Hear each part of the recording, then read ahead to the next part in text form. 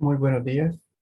Les saluda Ismael Serrano. Vamos a dar inicio al módulo 1 de la Ley de Funciones de la Administración Pública. Acá. A lo largo pues, de la presentación del día de hoy, pueden mantener la atención directamente en la presentación, ya que una copia de la misma se la voy a hacer llegar a sus correos. Es importante que vayamos nada más poniendo atención. Cualquier persona, en el momento que lo considere pertinente, puede hacer los comentarios o preguntas que desee.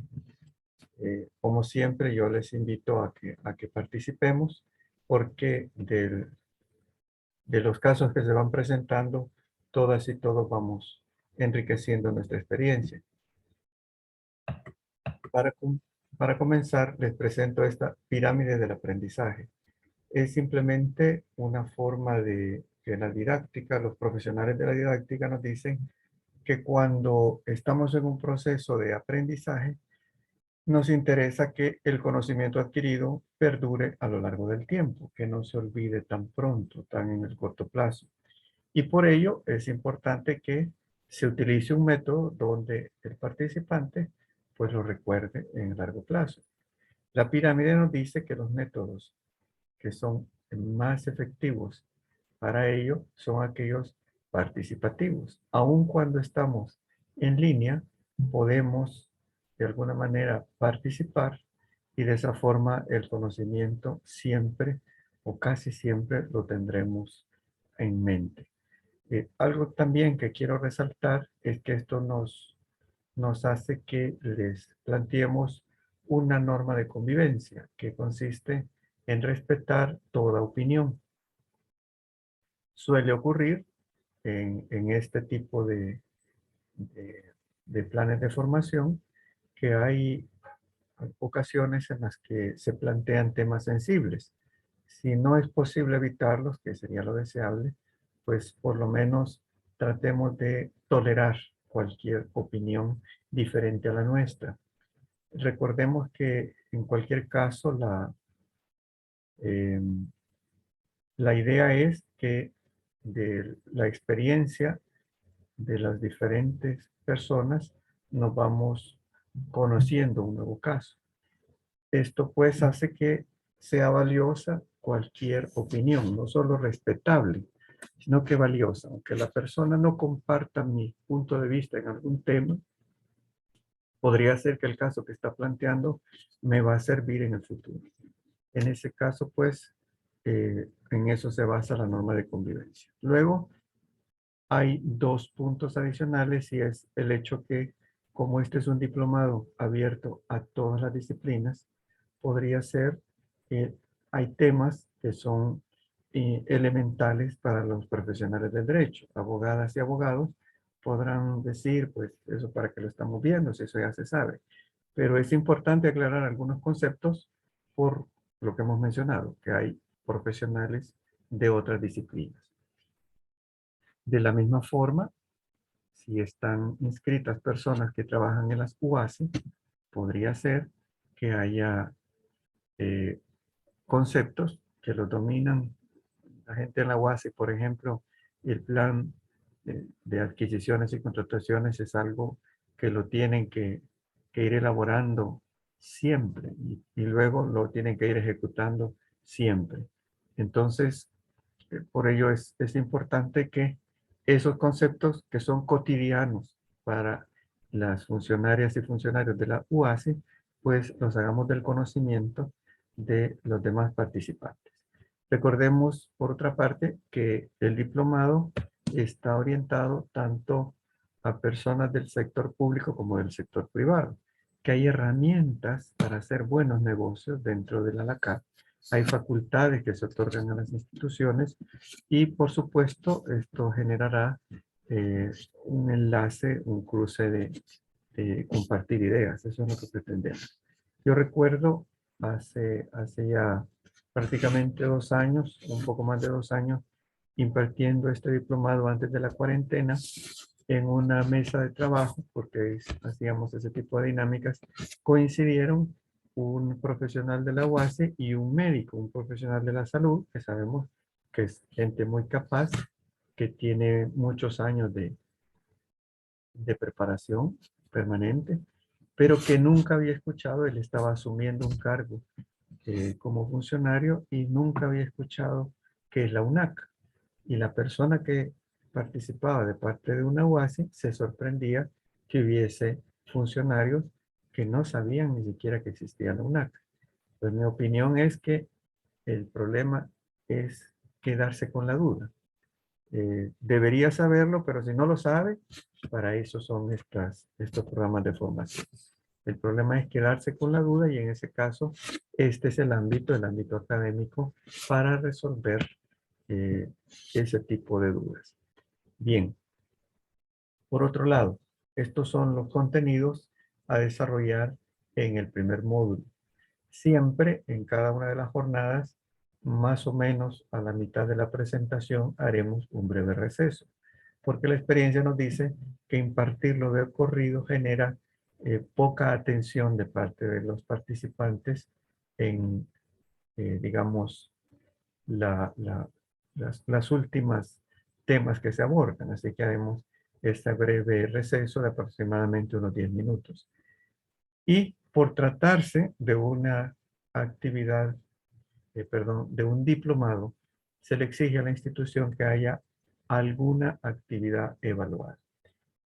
Para no recargar a los participantes, estamos minimizando ese requerimiento.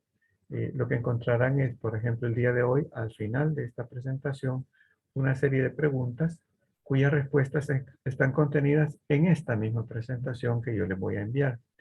También está mi correo electrónico. Si a lo largo de la semana alguien tiene alguna duda, alguna dificultad en responder alguna, pues me envía un correo y con el mayor gusto lo resolvemos. La idea es, más que enfocarse en contestar unas preguntas o respuestas, validar ese requisito, pero que el participante aproveche el resto del material que va a recibir, que recibirán junto con la presentación 4 archivos, casi en cada uno de los módulos, para que lo lean a lo largo de la semana, que nos sirve para complementar la información de esta fase y luego nos sirven de enlace para el siguiente módulo. Como decía, pues, la idea es, sabemos que todas y todos tenemos responsabilidades laborales, profesionales y, y por supuesto no vamos a sacar buen provecho si simplemente nos recargamos de una actividad adicional, aunque sean solo 4 módulos, se trata de vivir la vida con firmeza, pero no con excesivo estrés. Bien, estos son pues los contenidos de este día.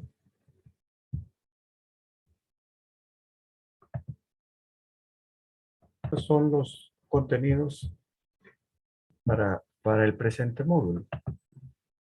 El marco legal de las compras públicas, principios y valores,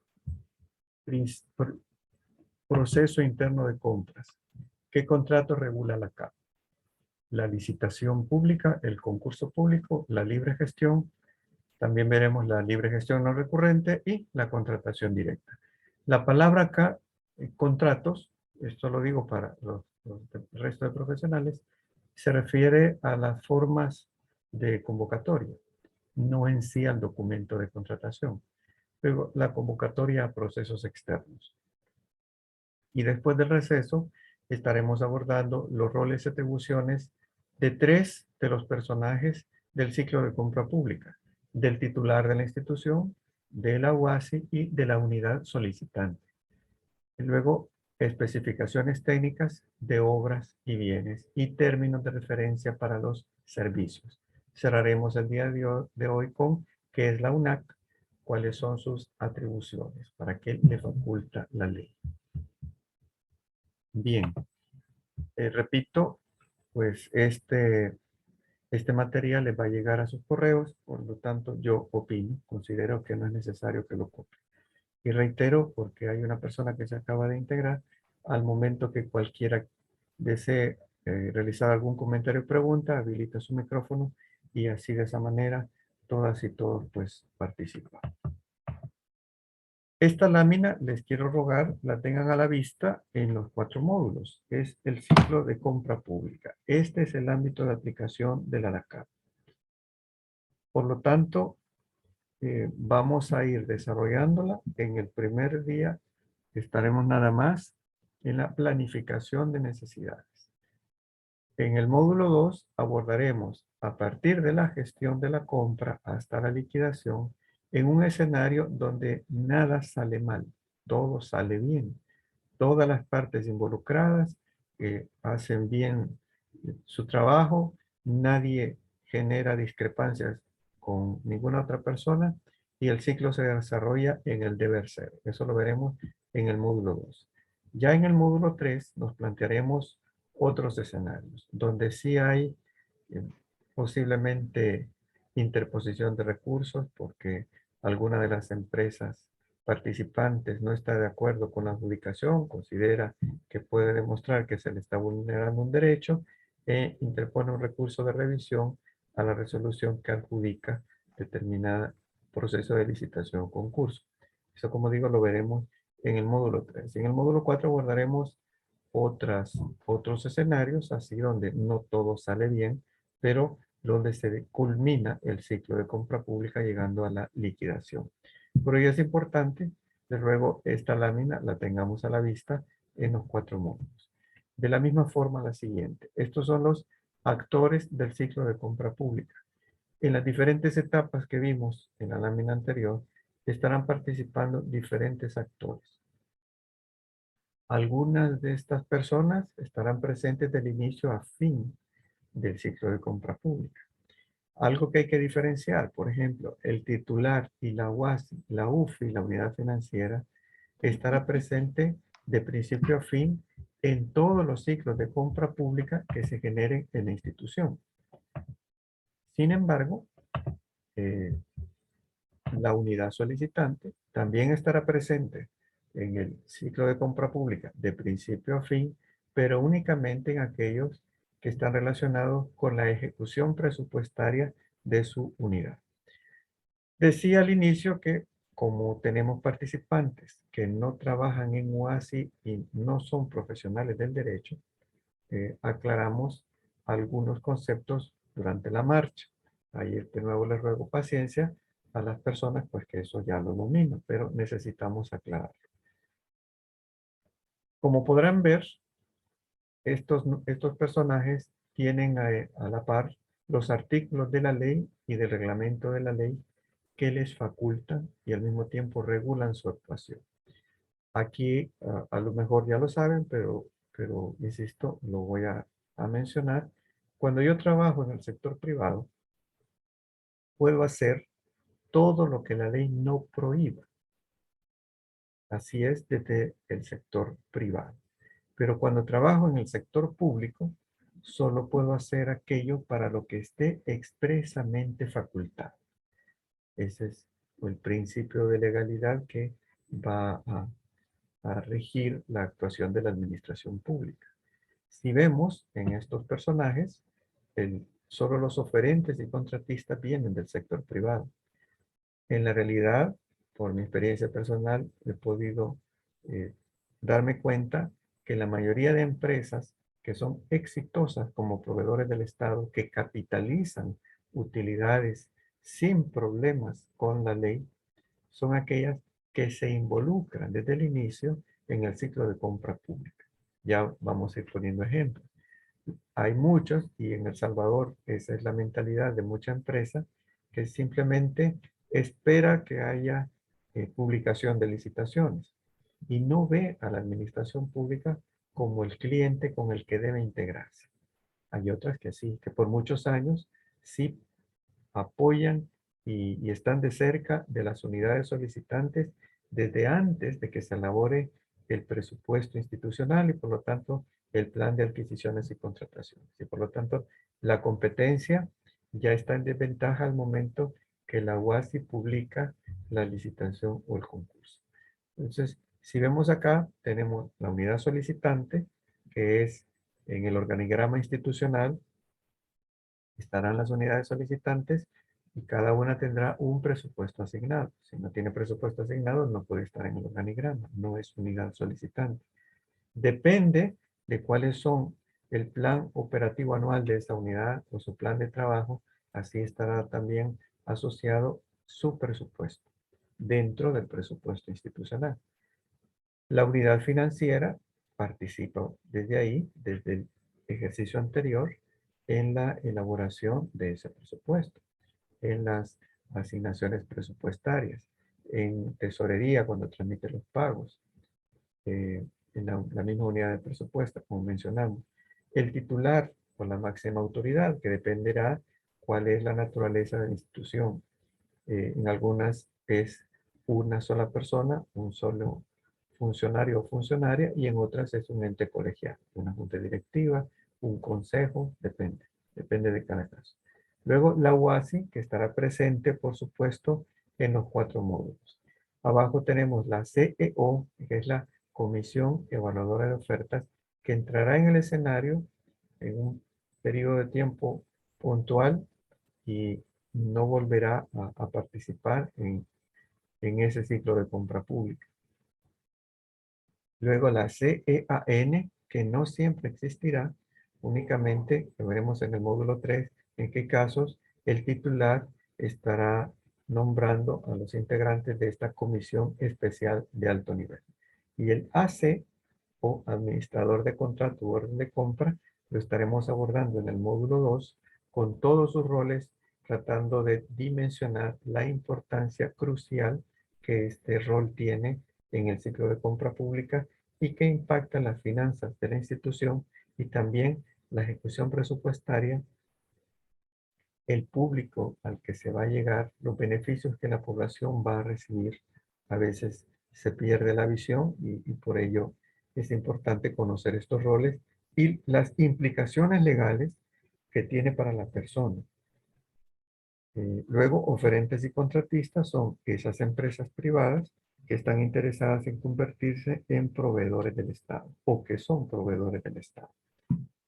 Oferentes son todos aquellos que se registran para participar y los contratistas son las empresas que han logrado resultar favorecidas en un proceso y son adjudicadas y convocadas por la UASI para la firma de un contrato. Repito, esta lámina pues les va a llegar a sus correos.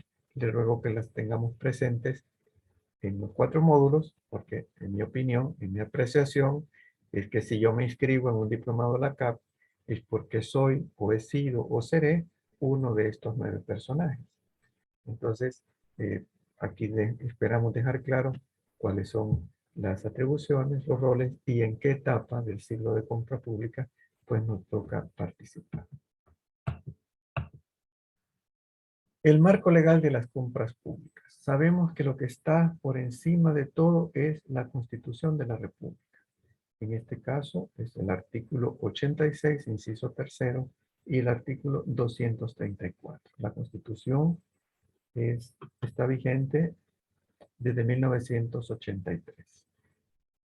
Particularmente yo trabajo en compras públicas, tanto desde el sector privado como desde el sector público, desde 1985, 15 años antes que existiera la CAP. Luego tenemos los tratados de libre comercio. Hay muchas instituciones que los publican en sus portales, pero particularmente una es la UNAC, en cuyo portal se pueden descargar los tratados de libre comercio que están vigentes y las políticas públicas para el ejercicio relacionado con esos tratados de libre comercio. Después tenemos la Ley de Adquisiciones y Contrataciones de la Administración Pública, la LACAP, que está vigente desde el año 2000. Hay, digamos, en los tiempos recientes de parte de la UNAC, una serie de comentarios en el hecho que hay muchos artículos de la LACAP que se han quedado obsoletos, que incluso cuando se inició en el año 2000, no teníamos las tecnologías actuales, las TICs, no se tomó en cuenta eso porque se iba a desarrollar en el futuro y a lo mejor hay que adaptarlo, que en la medida que el mundo va avanzando, pues también tenemos que ir adaptando todas estas regulaciones. Y podría ser que tengan razón. Por ello, en algún momento enviaron a la Asamblea Legislativa una propuesta de reforma que más tarde o más temprano supongo que la volverán a impulsar. Luego tenemos el reglamento de la ANACAP. Dentro de la misma ley se facultó al órgano ejecutivo para que emitiera el reglamento de la ley de adquisiciones y contrataciones de la administración pública. Y luego los instructivos y demás normativas emitidas por la UNAC. Entonces es importante que nos quede claro que cualquier persona natural o jurídica que participa en un ciclo de compra pública con el Estado de El Salvador está obligada a cumplir todo lo establecido en este marco legal, incluido los instructivos y la normativa emitida por la UNAC. En mis años que he sido asesor de instituciones públicas, cuando han llegado nuevos funcionarios, a veces creen que lo que emite la UNAC es un boletín informativo y no siempre toman conciencia que es de obligatorio cumplimiento. Y por ello han tenido problemas en las auditorías en el futuro. En el futuro, cuando ya su circunstancia personal ya cambió. Recordemos que las auditorías no se dan de manera inmediata cuando los hechos se están generando, sino que las auditorías se darán años después. Y muchas personas ya no tienen el jefe que tenían al momento que ejecutaron alguna acción que esperaban que sus jefes le respaldaran. Esos jefes a lo mejor ya cambiaron y su circunstancia personal ya no es la misma.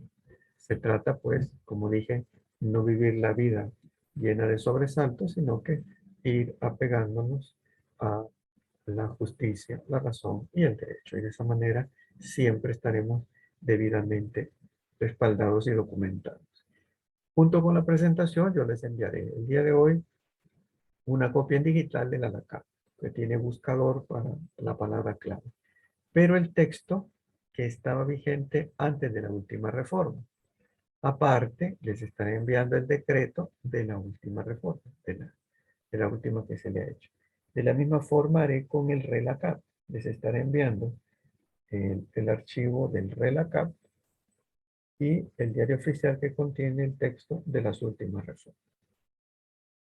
Bien, damos lectura al artículo 234 de nuestra Constitución. Dice, cuando el Estado tenga que celebrar contratos para realizar obras o adquirir bienes muebles en el que hayan de comprometerse fondos o bienes públicos, deberán someterse dichas obras o suministros a licitación pública, excepto en los casos determinados por la ley. ¿Cuáles son? Iremos viendo aquellos que están contenidos dentro de la ANACAP. Hay excepciones donde no se aplicará la ANACAP, aunque se esté realizando un proceso de adquisición o contratación con fondos públicos. Algunas de esas excepciones están contenidas en la misma ANACAP. Otras han venido surgiendo en otras leyes, pero aquí estaremos abordando particularmente el artículo 4. ¿Cuál es el objeto de la ANACAP? El objeto principal de la ANACAP es el establecer normas básicas para la ejecución transparente, austera y responsable de la planificación, la adjudicación, la contratación, el seguimiento y la liquidación de las adquisiciones de obras, bienes y servicios de cualquier naturaleza que la administración pública deba celebrar para la consecución de sus fines. Si ven, estas son las actividades que hemos incluido en la lámina donde mostré el ciclo de compra pública. Cuando hay unos comentarios, la gente que sabe mucho de sistemas de gestión de la calidad, que cuando no hay norma, todos los criterios son buenos. Pero en este caso, para estas etapas del ciclo de compra pública, ya nadie puede aplicar su criterio, porque el objeto principal de la ANACAP es precisamente establecer normas básicas para una ejecución transparente, austera y responsable desde la etapa de la planificación. Como dije, las empresas que tienen mejor estrategia en su actuar se involucran en el ciclo de compra pública desde la planificación. Y es porque la ley faculta a las unidades solicitantes para que así lo hagan. Luego iremos desarrollando pues el resto de estas etapas, pero si vemos, dice, de las adquisiciones de obras, bienes y servicios de cualquier naturaleza, todo lo que se adquiera con fondos públicos se regirá por la CAP, excepto donde la ley establezca otra cosa. ¿Cuáles son los principios que inspiran la ley? Son 9 principios. No discriminación, publicidad, libre competencia, ética, transparencia, imparcialidad, probidad, igualdad, centralización normativa y descentralización operativa. En la mayoría, bueno, son 10 principios. En la mayoría de los eventos que hemos hecho a lo largo de la época que se ha impartido presencial, en algún momento yo les pido a las personas que nos expliquen en su opinión cuál es el concepto que tienen de cada uno de estos principios. Entonces, eh, por ello he logrado darme cuenta que la mayoría de salvadoreñas y salvadoreños algún concepto tenemos de los primeros y se dificulta eh, para dar algún concepto sobre la centralización normativa y la descentralización operativa. Por ello, no me detengo más que en estos dos últimos. La centralización normativa se traduce en el hecho que solo hay una institución facultada para emitir las normas para la aplicación de la ANACAP. Y esta institución es la UNAC. Y luego, la descentralización operativa significa que en todas las instituciones de la administración pública habrá una unidad encargada de desarrollar el ciclo, las actividades del proceso de compras públicas. Estas son las UASI. Entonces, así se traduce, recordemos que son principios. Todas las leyes, pues, se basan en determinados principios. No es simplemente por criterio personal, sino que así se van desarrollando. Y luego, esta lámina la repetiremos al final. El Estado de El Salvador, en los procesos de adquisiciones y contrataciones de la administración pública, define 3 roles diferenciados: el rol normativo, el rol ejecutor y el rol fiscalizador. Debemos tomar en cuenta lo importante que es que no nos confundamos con los 3 roles. A veces, sobre todo por nuestra cultura salvadoreña, latinoamericana, eh, tendemos a ver a la UNAC como ente fiscalizador. Pero en realidad la UNAC solo puede hacer aquello para lo que la ley le faculta expresamente. Entonces, lo que le corresponde es un rol normativo: emitir políticas, lineamientos, instructivos, manuales y otros instrumentos que faciliten la aplicación de la ANACAP y su reglamento. La ANACAP, artículo 7.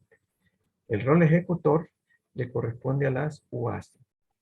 Se pueden llamar de otra forma. Además, hay instituciones donde no se llaman UASI, pero sabemos que es esa unidad.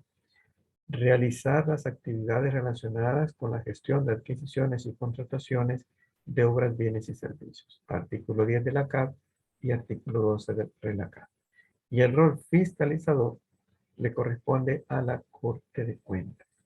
Fiscalizar la ejecución presupuestaria y la gestión económica de las instituciones públicas que se costeen con fondos públicos. Ley de Corte de Cuentas, artículo 1. La voz de nuestra gente, a veces por lo que percibe de redes sociales y las noticias, llega a pensar que la labor de la Corte de Cuentas es casi que hacer arqueos de caja, ver en qué se ocupa el dinero e informar, pero no es así. Sus roles como ente fiscalizador son mucho más amplios. Y a las personas que les ha tocado vivir, que les notifican un hallazgo, pues tienen claro a qué me refiero. Incluso, por si alguien no lo sabe, cuando les notifican un hallazgo, ahí le dejarán el criterio. Criterio no es opinión, sino que ahí estarán claro cuáles son los artículos de la ley que el auditor o auditora considera que está violentando. Entonces, por eso digo que es mucho más amplio. Y a veces las personas entran en pánico porque la manera de demostrar que todo estuvo bien y debidamente respaldado es acudir a los archivos institucionales y de ahí pues tomar simplemente una copia para desvanecer cualquier señalamiento, pero la mayoría de personas viven esa experiencia cuando ya no tienen acceso a los archivos institucionales.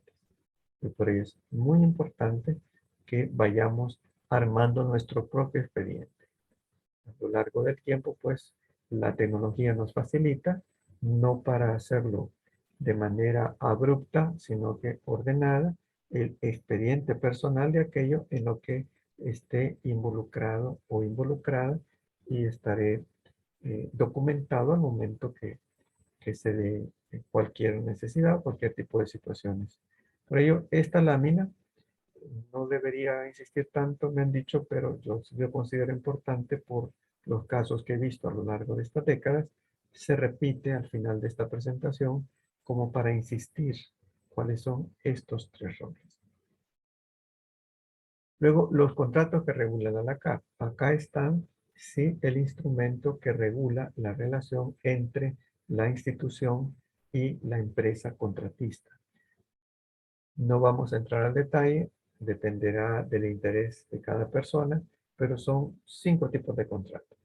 El contrato de suministro, el contrato de obra pública, que suelen ser los que demandan más recursos, los que llegan a generar mayores discrepancias entre las partes involucradas y por lo tanto muchos de los ejemplos que vamos a ir presentando se refieren a obra pública porque una vez que el tema esté resuelto en obra pública suele ser más sencillo resolverlo en otro tipo de contrataciones.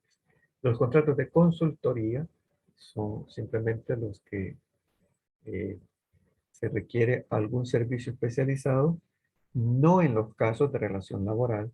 La ANACAP no es aplicable en una relación laboral. Los contratos de concesión están relacionados también a los casos donde la administración pública prestará algún tipo de servicio a los contribuyentes. Recordemos que el tipo de contribución, el tipo de tributo dependerá de las circunstancias. Si la institución está facultada a recaudar tributos, estos pueden ser impuestos o pueden ser tasas, pueden ser contribuciones especiales, pero si se trata de una tasa, la administración pública adquiere la obligación de prestar al contribuyente algún servicio en particular. Puede contratar a una empresa concesionaria para que preste esos servicios, pero escoger adjudicar a esa empresa debe hacerse mediante un proceso de la ANACAP. Y los arrendamientos de bienes muebles tienen la particularidad que pueden ser con o sin opción de compra. Bienes muebles. Bien, estas son algunas de las exclusiones de la aplicación de la ANACAP, el artículo 4. Quiere decir que si estamos en uno de estos casos, no aplicamos la CAP, no vamos a aplicar la normativa emitida por la UNAC, aunque sean fondos públicos. Literal A. Son más los literales, pero aquí hemos resumido estos, pero cada uno pues puede ampliarlo con la lectura del artículo 4. Adquisiciones y contrataciones financiadas con fondos de convenios de préstamos internacionales. En la mayoría de los casos, esos préstamos ya tienen un marco regulatorio, un convenio que es el que se va a aplicar. para los procesos de adquisiciones y contrataciones. Entonces, de una sola vez, ya la ley nos está diciendo, ahí no vamos a aplicarla a la CAP. Literal B, convenios celebrados entre las instituciones del Estado. En ocasiones hay instituciones del Estado que le prestan servicio a otras. Para ello, no es necesario hacer un proceso local. Ambas trabajan con fondos públicos y no hay una adjudicación a un contratista porque las dos son instituciones públicas. Hay varios ejemplos. Eh, si en alguna institución o en alguna alcaldía para otorgar, por decir algún permiso, necesitan saber el impacto cultural que va a haber en determinado casco urbano o el efecto en el medio ambiente por determinada intervención y necesitarían contratar a un consultor que les haga ese estudio sin contar con el presupuesto para pagarlo, pueden apoyarse en otra institución mediante un convenio. Y esta institución, al ser pública también, para el caso que mencionaba, podría ser el Ministerio de Cultura, el Ministerio de Agricultura y Ganadería, se puede ser el Medio Ambiente, el Ministerio de Recursos Naturales, pero no es necesario desarrollar un proceso LACAP para la celebración de estos convenios. Literal C, contratación de servicios personales. Ya dijimos que ese no es ámbito de aplicación de la LACAP. H, el servicio de energía eléctrica y servicio público de agua. Una de las ventajas de que nuestro país tenga una extensión territorial pequeña es que en todas las instituciones públicas, no importa en qué departamento de la República se encuentren sus inmuebles, ya está definido qué institución o qué empresa le va a prestar estos servicios de energía eléctrica y servicio público de agua. Por lo tanto, ya nos dice la ANACAP que para contratar esos servicios y luego para pagar esos servicios, no es necesario desarrollar un proceso LACAP. El literal I nos habla de las obras de construcción bajo el sistema de administración que realizan las municipalidades. Esta es una facultad, a lo mejor tenía más sentido antes de que existiera la Dirección de Obras Municipales, pero en algunas alcaldías todavía son fuertes, tienen recursos propios. Me llamaba la atención en un foro que participé con gente de la AID antes de la cuarentena, que les sorprendía que donde está la la Embajada de los Estados Unidos es un municipio con un índice de desarrollo humano de otros países. O sea, Antiguo Cucatlán tiene capacidad para mantener todo su personal y todas sus inversiones sin FORES. Por lo tanto, ahí sí se aplica la CAP. Pero el Código Municipal les faculta para que puedan desarrollar obra pública con sus propios equipos y sus propias cuadrillas de personal. En esos casos no se aplica la CAP porque no va a haber un contratista. Si necesitan ir a la ferretería a comprar materiales de construcción o más herramientas, pues solamente para eso sí se va a aplicar un proceso LACAP. Y si es una libre gestión o una libre gestión no recurrente, pues ya nos dará los lineamientos, cómo será el procedimiento, o qué es lo que vamos a subir a Comprasal. Pero en general la obra, si lo va a hacer con su equipo y su personal, no tendrá que desarrollar un proceso LACAP. Bueno, con lo que hemos hablado, les presento de nuevo este resumen del ciclo de compra pública. Como dije, vamos a hacer un receso más o menos. Esta es la mitad de la presentación. No sé si alguien tiene algún comentario o pregunta. Con mucho gusto lo estaríamos abordando después del receso.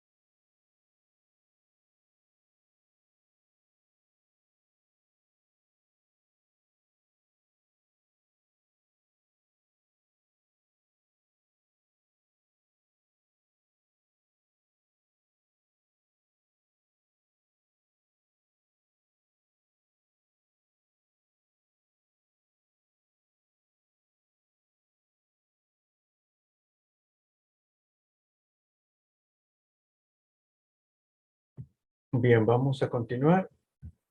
No sé si alguien tiene algún comentario o pregunta. Bien, formas de contratación, artículo 39 de la CAP. Definido por el monto de la contratación, la ley establece que todo lo que exceda 160 salarios mínimos del sector comercio en municipalidades o 240 salarios mínimos del sector comercio en otras instituciones deberá realizarse bajo un proceso de licitación o concurso público. Eh, por si alguien tiene la duda de cuál es la diferencia entre licitación o concurso. El concurso se convoca cuando se va a contratar a un consultor.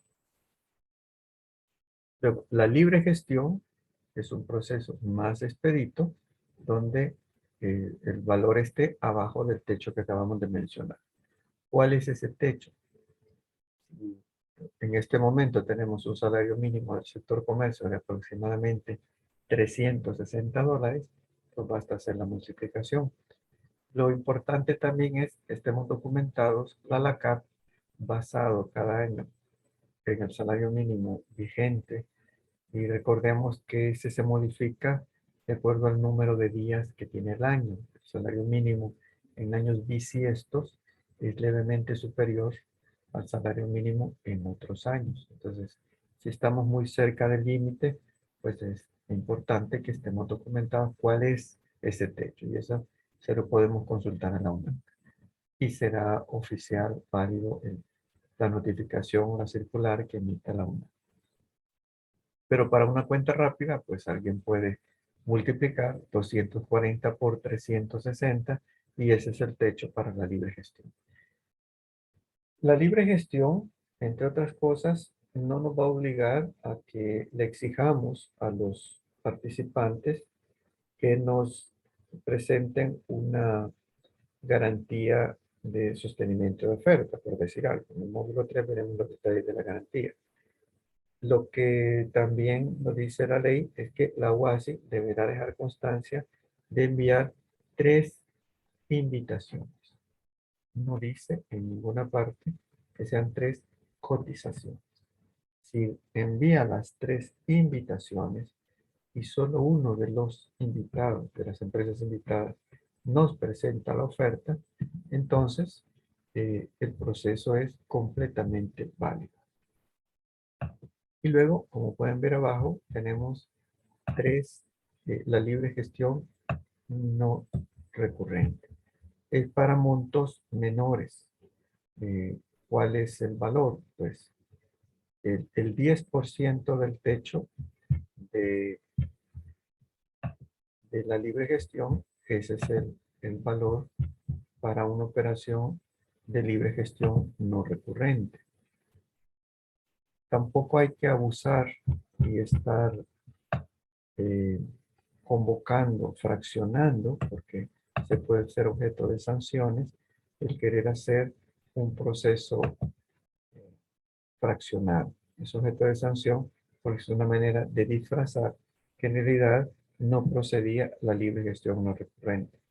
Luego, no hay que confundir lo que la CAP nos está regulando, es el proceso de contactar al proveedor, de recibir los bienes que nos va a entregar, darle el acta de recepción y que presente las facturas a cobro.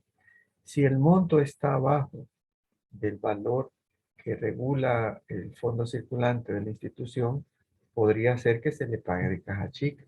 Y si está arriba de ese valor, pues se le obligará, se tendrá que hacer el trámite de pago en tesorería o pagaduría. Ese techo de la caja chica no lo regula la ANACAP. Entonces, lo que sí va a regular la ANACAP es el procedimiento para la contratación de la empresa, la convocatoria, si se lo vamos a pagar contra entrega, y ya nos dirá la UNAC cómo lo vamos a informar en la plataforma de Comprasan. A lo largo de estas 2 décadas, casi siempre lo que está diciendo es, usted busque al proveedor, contáctelo, que le entregue, que eh, le recibe la factura, le extiende los documentos para trámite de pago y cancele.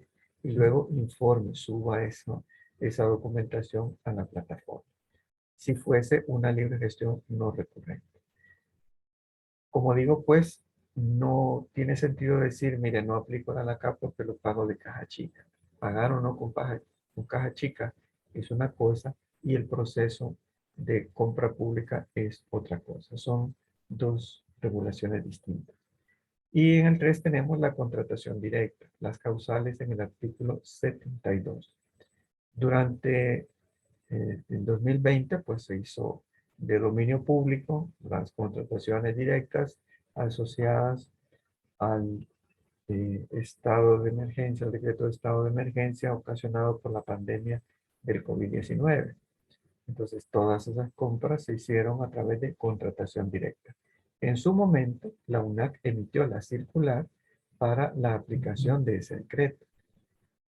Entonces, si dentro de 2 años, alguien que estuvo participando, pues le van a hacer una auditoría, debería tener el respaldo, porque podría ser que el auditor diga, yo no me acuerdo que haya habido pandemia, no me acuerdo que haya habido decreto de estado de emergencia, y no está obligado a recordarlo, pero si estamos debidamente documentados, podremos pasar con tranquilidad una situación de ese tipo.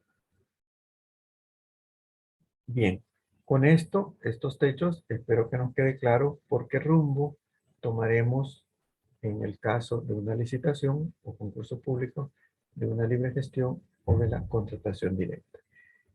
¿En qué momento sabemos cuál es el monto? En la etapa de planificación.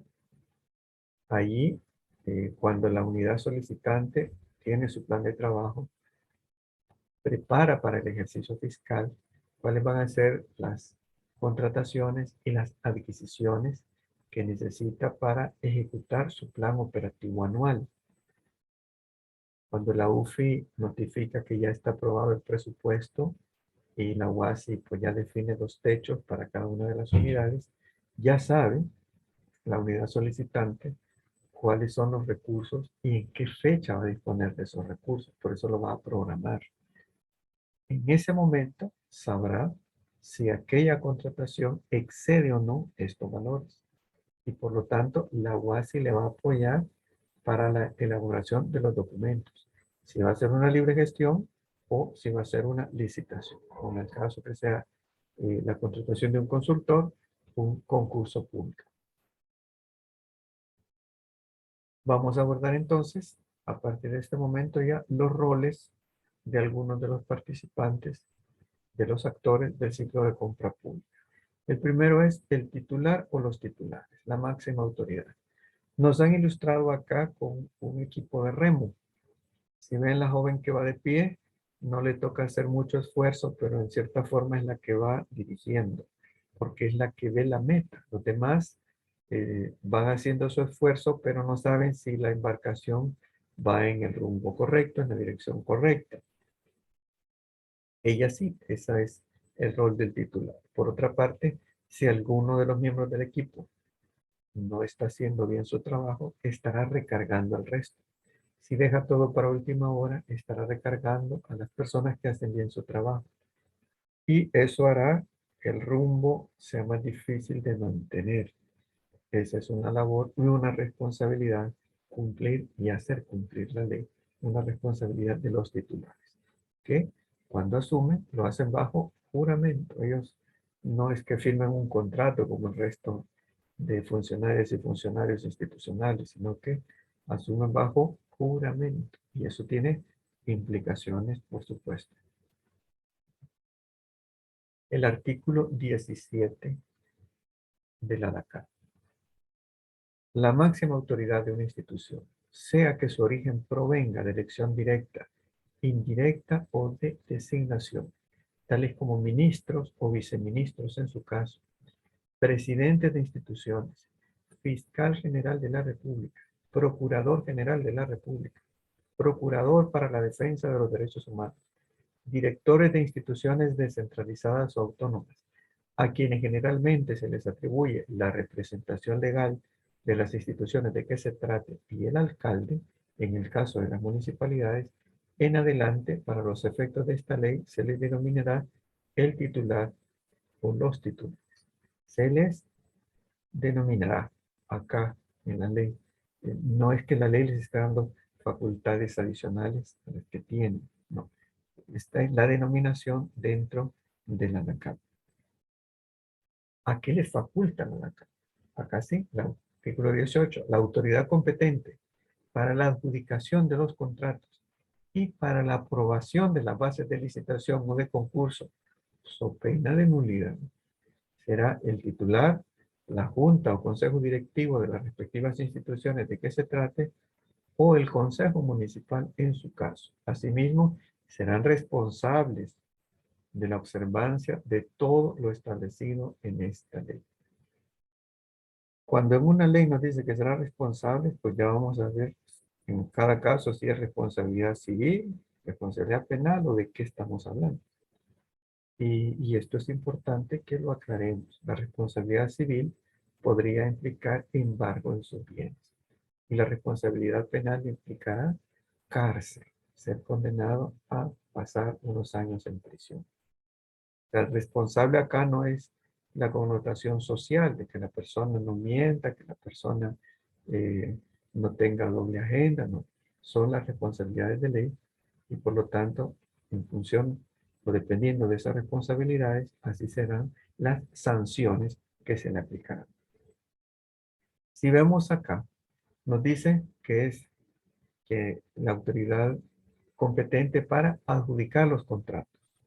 Al momento que las empresas presentan sus ofertas, la UASI entrega esas ofertas a una comisión, la CEO, y esta es la que aplica los criterios de evaluación previamente establecidos en las bases para, mediante acta, recomendar al titular a qué empresa adjudique.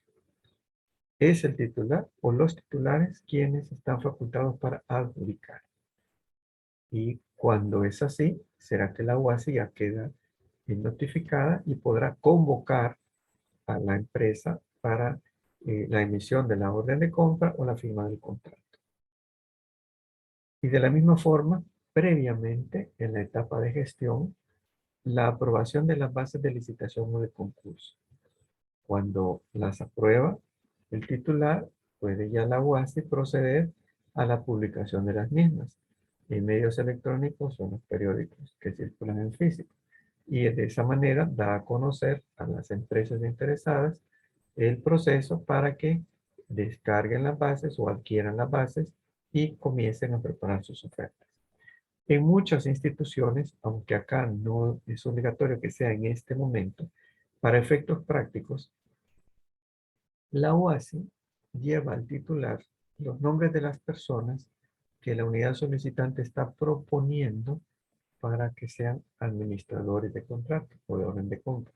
De tal manera que en el momento que ya se adjudica, que ya ese es el momento donde ya debe estar designado el administrador de contrato, pues ya se tiene en firme, no se retrasa el proceso y la persona pues ya sabe que posiblemente al momento que se adjudique, pues ya tendría que tomar esos roles de administrador de contrato. Ese no es un nuevo cargo, esa no es una unidad aparte, ese no es un salario aparte, eso es un rol temporal que se les está designando para darle seguimiento a un proceso, a un contratista. Y será la única persona facultada para dar por recibida las obras, bienes o servicios para que la empresa pueda tramitar sus pagos.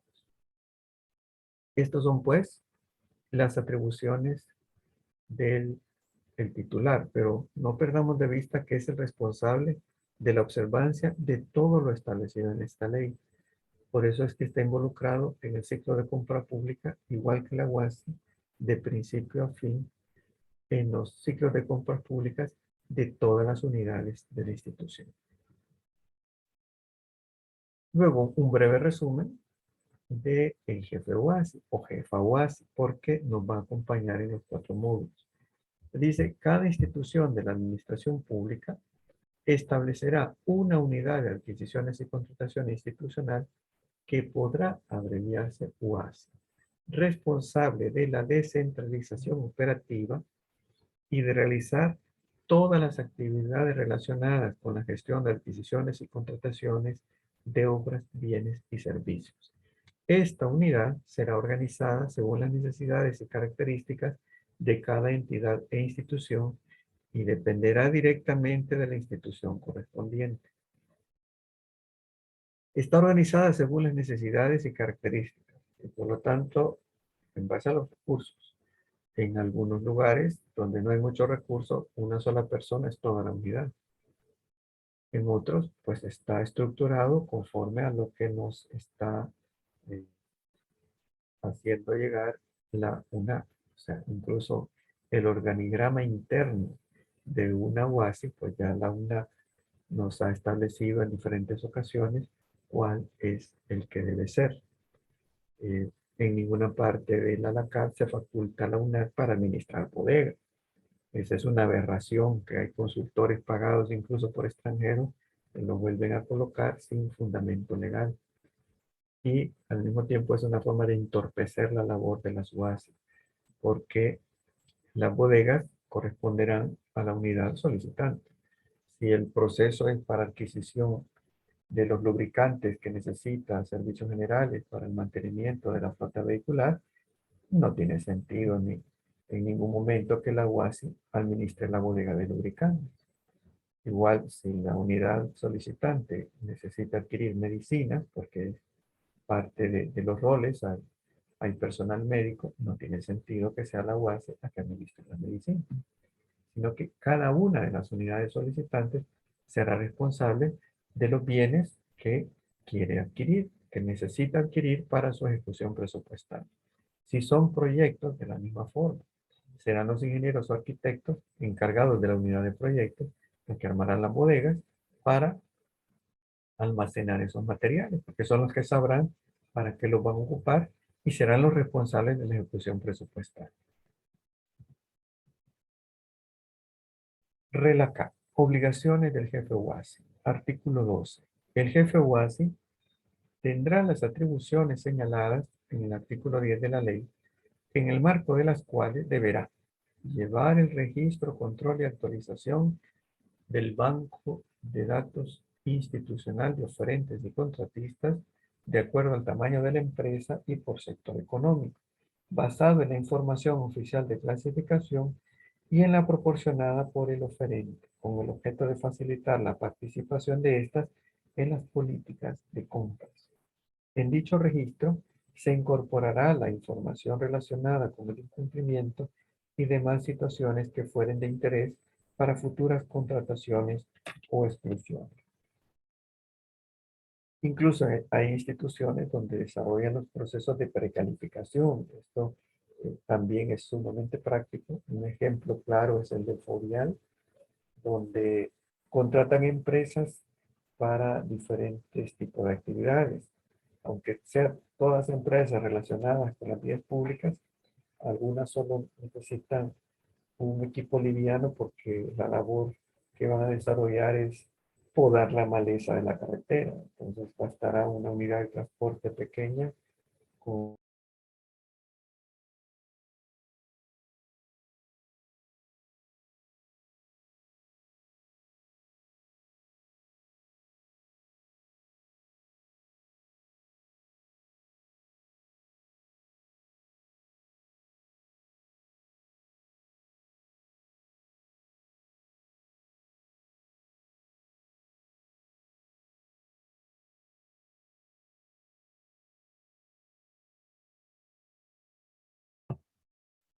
un equipo liviano y no tendría que ser una empresa muy grande, tendría que ser lo necesario para que se mueva ese personal y la herramienta prácticamente. Pero la misma institución, el Fovial, puede necesitar empresas para construir parte de la carretera, reparar el asfalto, la carpeta total.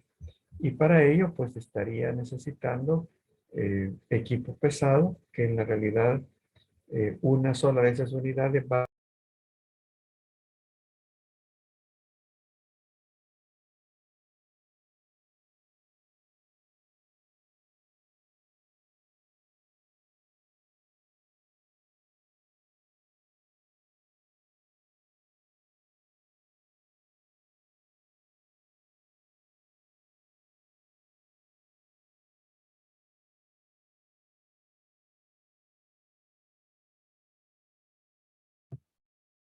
Parece que tuvimos una caída de la red. Repito, la idea de precalificar las empresas es para facilitar que cada una participe nada más en aquellos procesos para lo que esté debidamente capacitada financieramente y también en su instalación, sus equipos, sus herramientas disponibles. Y esto, por supuesto, hará que la institución se enfoque en esos procesos correctos y las empresas no pierden tiempo armando ofertas para las que a lo mejor o no tienen interés porque son muy pequeñas o no tienen la capacidad porque son demasiado grandes.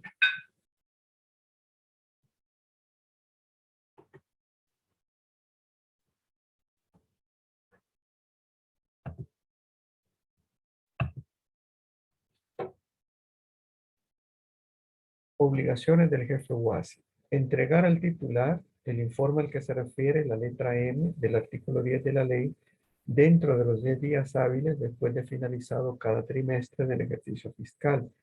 Y C, publicar y actualizar toda la información institucional requerida en el registro conforme lo dispuesto en la ley y el presente reglamento, una vez se habiliten los módulos pertinentes. Para los efectos del artículo 10, inciso final de la ley, el jefe UASI llevará un registro interno de designaciones y supervisión de cumplimiento de las mismas.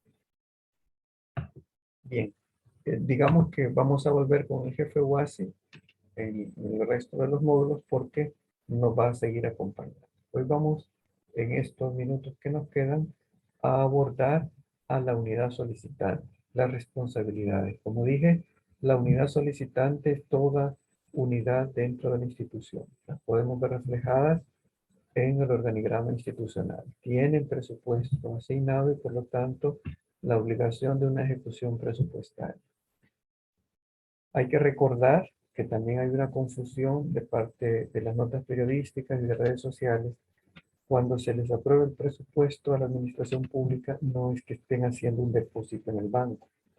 Están promulgando una ley que faculta a la institución para efectuar inversiones y pagos, para recaudar recursos. Por eso la ley del presupuesto pues nos está incluyendo no solo en qué se van a utilizar los recursos, sino también cuál será la fuente de esos recursos, la fuente de ese financiamiento.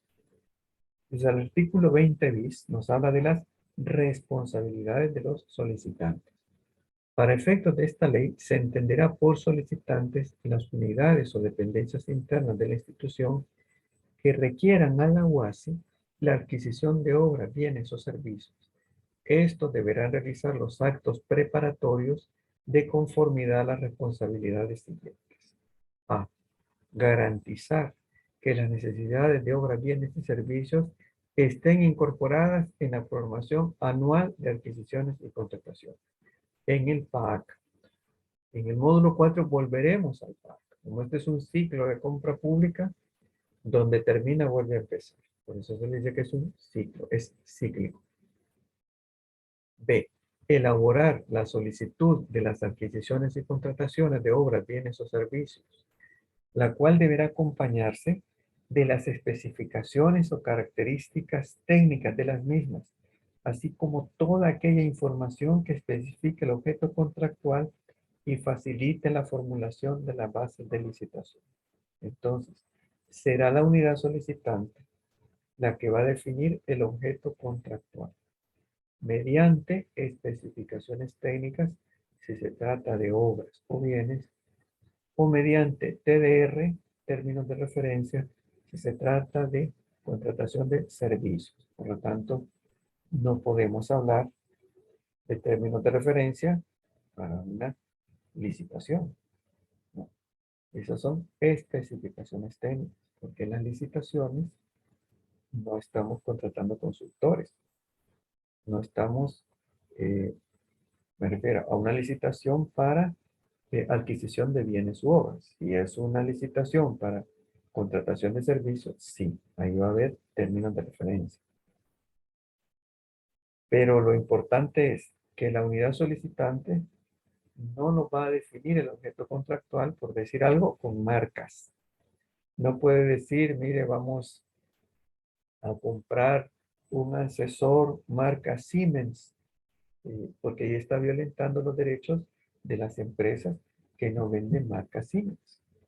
Nos puede dar las especificaciones técnicas del ascensor que necesita, que pueda caber 4 personas, que no haga ruido, que sea eléctrico, que sea hidráulico, que sea de contrapesos, para que todas las marcas puedan participar. Esas van a ser las especificaciones técnicas. De la misma manera, la unidad solicitante es la que sabrá cuál es la normativa aplicable, porque el resto de la institución lo pueden engañar. Con solo poner norma ISO vamos a creer que ya está, pero es la unidad solicitante la que nos va a decir, no, mire, esa norma ISO no es de calidad, esa norma ISO es de proceso. La calidad del producto se mide por esta otra norma. Eh, si hablamos de medicinas, ellos nos van a decir, los de la unidad solicitante, estas medicinas que queremos comprar son las que cumplan la norma tal. ¿Y cuál es la norma que regula las medicinas? Pues lo sabe, está obligada a saberlo, la unidad encargada de la compra de medicinas. O si vamos a contratar los servicios de vigilancia, la unidad encargada de la contratación de servicios, lo que nos va a decir, mire, y cada una de las armas que van a traer los agentes privados deberá contar con tales y tales registros que se deben llevar en tal y tal ministerio. Y eso lo tiene que saber la UASI. Pues la obligación primera es de la unidad que está solicitando la contratación de sus servicios, la que nos va a definir cuál es el objeto contractual. Nos va a dar los términos de referencia, nos va a dar las especificaciones técnicas y la normativa aplicable. Literal C. Determinar las necesidades de obras, bienes y servicios. Asimismo, realizar las investigaciones del mercado que le permitan hacer los análisis y estudios necesarios para verificar la viabilidad técnica, económica, financiera, social o ambiental necesaria para que la adquisición pueda realizarse. Cuando nos habla acá que va a hacer los estudios de mercado, quiere decir que va a ir a conocer la oferta. Por lo tanto, va a ir a contactar las empresas que nos pueden proveer de esos servicios, de esos productos o prestar esos servicios. Aquí es donde las empresas farmacéuticas en El Salvador llevan muchos años la delantera para atender a sus clientes a partir de esta etapa del ciclo de compra pública. Como es de todos conocidos, solemos llamarle a estos profesionales de los laboratorios y de las empresas farmacéuticas visitadores médicos, que pasan todo el año llevando muestras a las unidades solicitantes. Si hay un nuevo producto para el cáncer de piel, para la depresión, para la anemia, pues ellos llevan la muestra a las unidades solicitantes, donde están los profesionales de la salud que conocen los beneficios que puede traer ese tipo de medicina a la población que están atendiendo.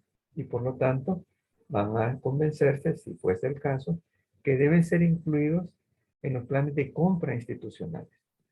Esa es la forma que trabajan las empresas que tienen mejor éxito en los diferentes sectores. Si alguien lo que presta es el servicio de elaboración de aplicaciones móviles, de las APP, pues va a andar ofreciéndolo en las unidades de las instituciones que quieren desarrollar ese tipo de aplicaciones. Y no se va a ir a encerrar a esperar que le busquen, porque esa no es la labor del empresario.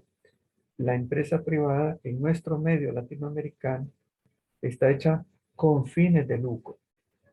Está hecha para facturar y generar dividendos y repartir ganancias entre sus accionistas, pagarle a sus colaboradores, sus empleados y a sus proveedores. Y entrar en un proceso donde va agregando valor al entorno. Estas son las empresas que en largo plazo se sostienen y crecen.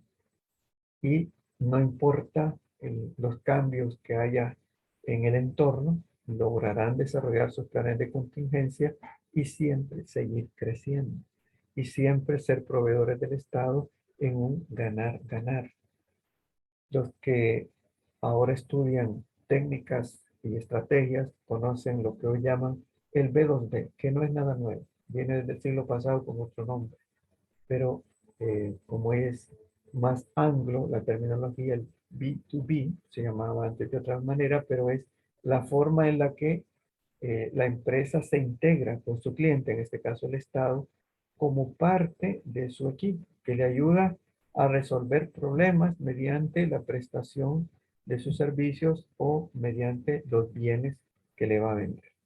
Desde aquí, pues, como digo, ya la unidad solicitante está facultada para contactar a las empresas privadas. Si las empresas aprovechan o no ese beneficio, pues ya dependerá de cada uno, como el caso de una empresa de propietarios europeos que desde hace años tiene acá a la disposición en El Salvador una solución que si se instalara en cada hogar de la capital, no le llegarían aguas negras a la Guate. Pero aunque el ciudadano tuviese la conciencia ambiental para adquirirlo, no sabe que está en las bodegas de acá, de la capital, desde hace más de 4 años. Porque la estrategia de esa empresa es que está esperando que la lleguen a buscar. A lo mejor allá en el país, como son de Europa, a lo mejor así es la ley, pero acá en Latinoamérica nos manejamos en otras dinámicas. Acá el que lo tiene sale a ofrecerlo para que el que le interese se dé cuenta que existe. Literal de enviar a la UASI las solicitudes de las adquisiciones y contrataciones de acuerdo a la programación anual de adquisiciones y contrataciones. Va a enviar a la UASI no el día que se le ocurrió la solicitud para que inicie un proceso de licitación, sino que de acuerdo a la programación anual de adquisiciones y contrataciones. La programación anual de adquisiciones y contrataciones, la UNAC la abrevia como PAAC. Entonces, el PAAC queda aprobado cuando queda aprobado el presupuesto, cuando hay presupuesto. Y el presupuesto calendariza los recursos. Nos va a decir para qué mes del año es que podemos hacer una inversión, una contratación. Entonces, de acuerdo a la disponibilidad de esos recursos, de acuerdo a otros factores como el clima y demás, es que la unidad solicitante va a solicitarle a la UASI que inicie el proceso. ¿Y cómo lo va a iniciar? Sometiendo a la aprobación de los titulares las bases de licitación o de concurso para poder publicarlo y que las empresas se inscriban, se registren. E. Adecuar conjuntamente con la UASI las bases de licitación o de concurso, tomando en cuenta lo dispuesto en la presente ley según el tipo de contratación a realizar. Si es una consultoría, si es una empresa concesionaria la que estamos buscando, si es la prestación de un servicio, si es el suministro de bienes, si el techo pasa de los 240 salarios mínimos, ese es el apoyo que le va a brindar la UASI. F. Dar respuesta oportuna a las consultas sobre las especificaciones técnicas o administrativas que realiza la UASI, no solo en la etapa de planificación. También la UASI le puede enviar las preguntas que surjan de las empresas oferentes en la etapa de gestión de la compra. Cuando ya se convocó, ya se publicó la licitación y las empresas están preparando sus ofertas, les surgen dudas o envían observaciones o preguntas a la UASI. La UASI esperará la respuesta de la unidad solicitante. Por supuesto, lo hará del conocimiento del titular y enviará esas respuestas a las empresas, a todas, incluso a las que no hicieron ninguna pregunta. Si vemos, dice acá, respuesta oportuna, porque los plazos están corriendo.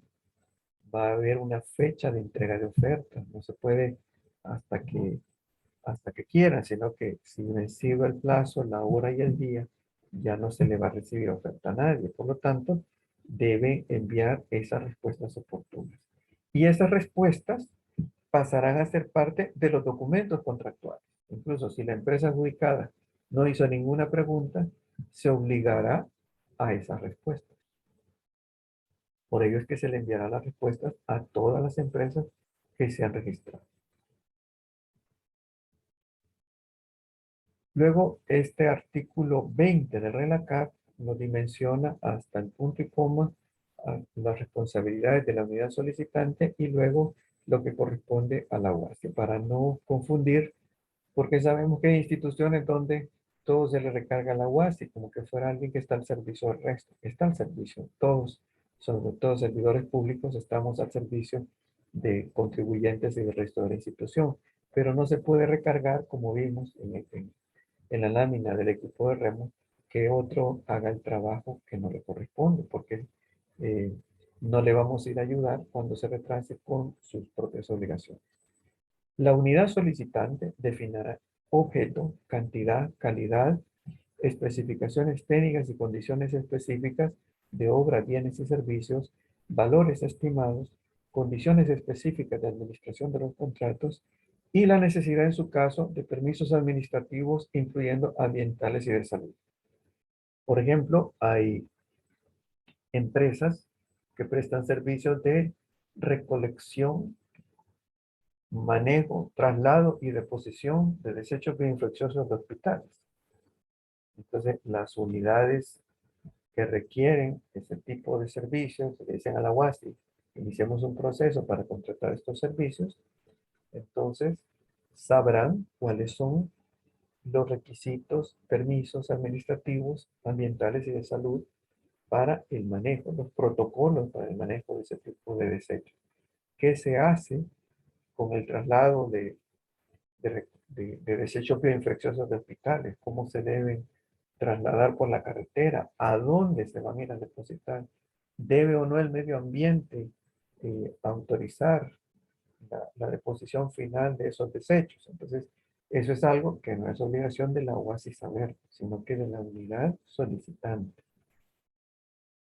Y luego, ¿cuáles son el perfil, qué tipo de empresa es la que puede prestar ese servicio? Eso nos lo va a definir la unidad solicitante. El jefe UASI, con la persona que éste designe, verificará los requisitos legales, administrativos y financieros que serán solicitados y el procedimiento de contratación para cada una de las situaciones que lo requieran. Digamos, esa sí es la labor de la UASI, como la especialidad de la UASI. Con lo hablado, volvemos a presentar, he dicho que esto es importante que lo tengamos a la vista en todos los ciclos de compra pública, los actores del ciclo de compra pública. Entonces, si vemos, desde la etapa de planificación, está participando ya la unidad solicitante, la UASI, la UFI, porque la unidad de presupuesto es la que nos va a definir los techos, los específicos, y por supuesto los titulares. Aunque no ha arrancado la licitación en la etapa de planificación, pues por lo menos estos tres actores ya están involucrados. Y las empresas que pretenden ser contratistas normalmente también ya se han acercado a la unidad solicitante. Ya vimos que van a necesitar información de mercado, van a ir a hacer un estudio de mercado, nos dice particularmente la ley. Ahora, ¿qué es la UNAC? Nos vamos a basar en el artículo 6 de la Carta. Y aquí hay unas excepciones que las vamos a volver a mencionar en el módulo 4. Me gustaría, casi siempre hago esa pregunta cuando es presencial y muy poca gente recuerda que hemos visto esto en el módulo 1 cuando vuelve a surgir en el módulo 4. Igual, aquí no vamos a definir qué es una política pública, pero entendería que pues ya sabemos que son instrumentos para gestionar o administrar un problema en particular.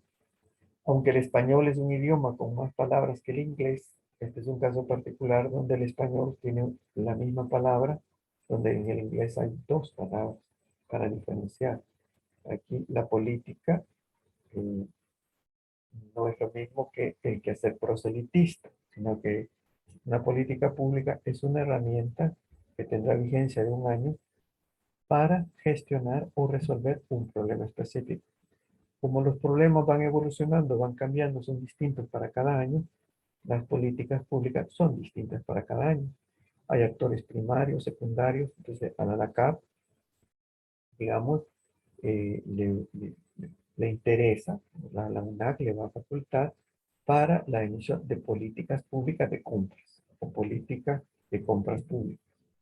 Pero aquí hay una limitación que tendrá la UNAC. Dice A, proponer, corresponde al Ministerio de Hacienda. A, proponer al Consejo de Ministros para su aprobación la política anual, política pública, la política anual de las adquisiciones y contrataciones de las instituciones de la administración pública, con exclusión de los órganos legislativos, judicial y las municipalidades, a los que corresponde determinar independientemente su propia política de adquisiciones y contrataciones. B, aunque sea así, le corresponde al Ministerio de Hacienda velar por el cumplimiento de la política anual de las adquisiciones y contrataciones aprobada para el ejercicio fiscal correspondiente. C, proponer los lineamientos y procedimientos que según esta ley se deben observar para las adquisiciones y contrataciones de obras, bienes y servicios. Para los efectos de la presente disposición, créase la Unidad Normativa de Adquisiciones y Contrataciones de la Administración Pública, que en adelante podrá abreviarse la UNAC, la cual estará adscrita al Ministerio de Hacienda y funcionará bajo el principio rector de centralización normativa y descentralización operativa con autonomía funcional y técnica. Vamos a ver en el siguiente artículo cuáles son las facultades de la UNAC. Vamos a recordar los tres roles que ha establecido el Estado de El Salvador. No estamos hablando del gobierno de El Salvador, del Estado de El Salvador. Artículo 7. Atribuciones de la UNAC. La UNAC dependerá del Ministerio de Hacienda y sus atribuciones serán las siguientes. Son estas. Habían presentado a la Asamblea Legislativa una propuesta de reforma de la ANACAP, la gente del Ministerio de Hacienda, la UNAC o Ministerio de Hacienda, para que se les otorgaran más facultades. Pero por el momento, estas son las que se mantienen vigentes. A, proponer al ministro de Hacienda la política anual de las adquisiciones y contrataciones de las instituciones de la administración pública dentro de los límites establecidos en el artículo 6. ¿Cuáles son esos límites? Los acabamos de leer en la norma anterior. Además, deberá proponer anualmente los lineamientos de participación en los procesos de licitación y adjudicación de las micro, pequeñas y medianas empresas. Ahora bien, ya la LACAP nos va a obligar que algunas de esas empresas deben ser propiedad o ser administradas por mujeres. B. Emitir las políticas y lineamientos generales para el diseño, implementación, funcionamiento y coordinación del Sistema Integrado de Adquisiciones y Contrataciones de la Administración Pública, que podrá abreviarse SIAC, así como la administración del Sistema Electrónico de Compras Públicas. C. Emitir instructivos, manuales y demás instrumentos que faciliten la obtención de los objetivos establecidos en esta ley. De asesorar y capacitar a las unidades de adquisiciones y contrataciones institucional, que podrá abreviarse UASI, en la elaboración de los documentos técnicos necesarios para cumplir las políticas y lineamientos emitidos. Las convocatorias y los resultados deberán publicarse en el registro del Sistema Electrónico de Compras Públicas, COMPAS. En estas son las atribuciones de la UNAC. Recordemos entonces estos tres roles. El normativo le corresponde a la UNAC, el ejecutor a la UASI y el fiscalizador a la Corte de Cuentas. Ya para terminar, les presento el cuestionario que mencioné al inicio. No lo tienen que enviar esta semana. Les ruego que lo envíen con el cuarto módulo. Solo van a ser 3 de estos cuestionarios. Todas las respuestas están en este material que les voy a enviar, pero si alguien tiene alguna dificultad particular, me escribe a mi correo y lo resolvemos. Dije al inicio, esto es porque se nos exige que haya alguna actividad evaluada. Esta es la única, estos breves cuestionarios.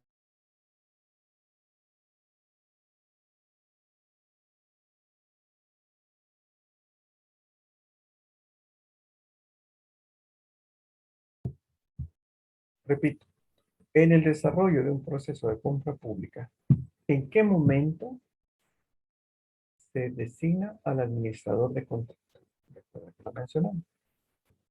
Luego, ¿cuál es el monto máximo establecido para compras en el caso de una contratación directa? El incumplimiento a las disposiciones establecidas en la ANACAP puede significar la aplicación de sanciones para el infractor.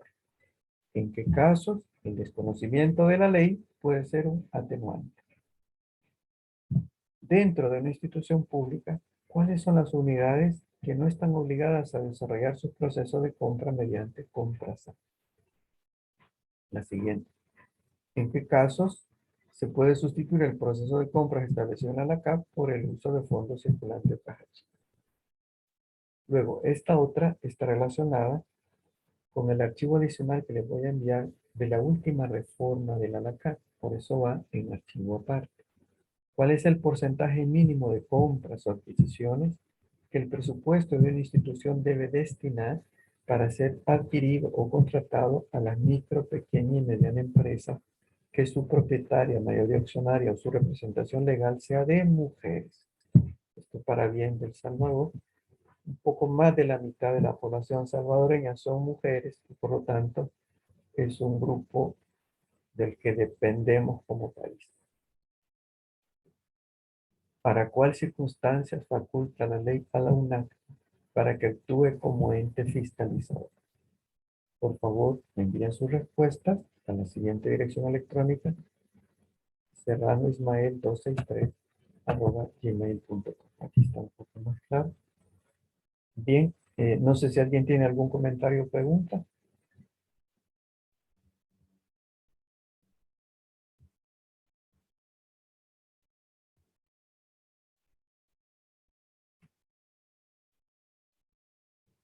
Entonces solo me resta agradecer su atención. Les deseo lo mejor a ustedes y sus familias. Hasta luego. Gracias.